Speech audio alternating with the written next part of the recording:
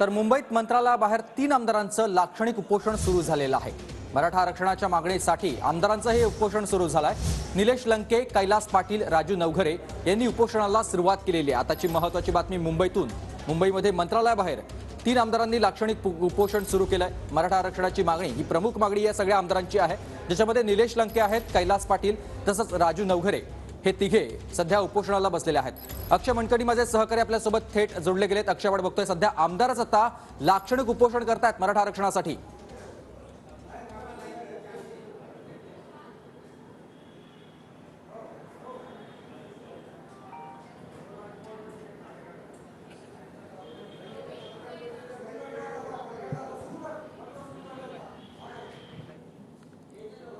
तर आपण ही दृश्य बघतोय, सध्या 3 आमदार बसलेले आहेत उपोषणासाठी। लाक्षणिक उपोषण सुरू आहे।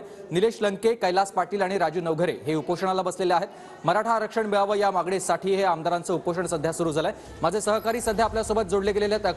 अक्षय, आपण बघतोय सध्या हे 3 आमदार लाक्षणिक उपोषण करतात। मराठा आरक्षण मिळावं ही त्यांची मागणी आहे। आजचा 7वा दिवस आहे। आमरण उपोषण मनोज जरांगे पाटलांचं एकीकडे सुरू असताना राज्य सरकार या सगळ्या संदर्भात तोडगा काढण्याकरता कुठेतरी अपयशी ठरतंय।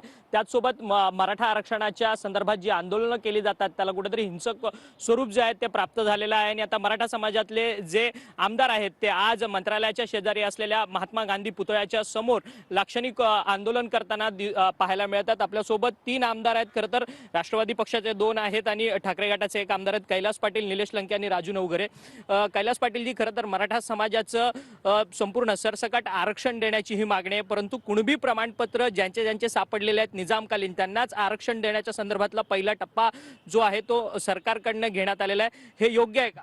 खरं तर सुरुवातीलाच मनोज जरांगे पाटील यांनी सांगितलं होतं, ज्यावेळेस पहिल्यांदा मुख्यमंत्री साहेबांनी घोषणा केली त्यावेळेस सांगितलं होतं की आम्हाला सरसकट मराठा समाजाला आरक्षण पाहिजे। त्यावेळेस ही शिंदे समिती स्थापन केली असं सांगितलं गेलं। ज्यावेळेस शिंदे समिती धाराशिवला आली त्यावेळेस आम्ही शिंदे समितीची, मी असेल, आमचे खासदार साहेब असेल, आम्ही दोघांनी भेट घेऊन त्यांना विचारणा केली किंवा या पुढं काय आपल्या समितीची कार्यकक्षा आहे किंवा काय कशा पद्धतीनं आपण अहवाल देणार सरकारला। तर त्यांनी सांगितलं की आम्हाला आमची जी कार्यकक्षा ठरवून दिलेली आहे त्या कार्यकक्षेमध्ये जे पात्र व्यक्ती आहेत त्यांचे पुरावे शोधणे। मग पहिल्यापासून ज्यांच्याकडे पुरावे आहेत त्यांना तर आरक्षण मिळतंच, त्यांना प्रमाणपत्र मिळतंच, परंतु ज्या लोकांकडे, ज्या मराठा समाजाला व्यक्तींकडे किंवा त्यांच्या पूर्वजांकडे पुरावे नव्हते अशा लोकांना सरसकट आरक्षण द्यावं ही मागणी होती। परंतु शिंदे समितीच्या कार्यकक्षेत तसं काही नसल्यामुळे मराठा समाजाची एक प्रकारे फसवणूक झाल्याची भावना समाजामध्ये झालेली आहे आणि परत एकदा जरांगे पाटील उपोषणाला बसलेले आहेत। सरकार त्यांना आश्वासन एका पद्धतीनं देतं की आम्ही सरसकट देऊ, दुसऱ्या पद्धतीनं कारवाई करताना फक्त ज्यांचे पुरावे आहेत त्यांनाच आम्ही प्रमाणपत्र देऊ असं सांगितलं जातं। त्यामुळं मराठा समाजामध्ये हा असंतोष निर्माण झालेला आहे। आज जरांगे पाटील 7 दिवस झालं उपोषण करतात। सरकारकडनं त्यांना दिली गेली होती, यावर ठोस कुठलीही कारवाई होत नाही।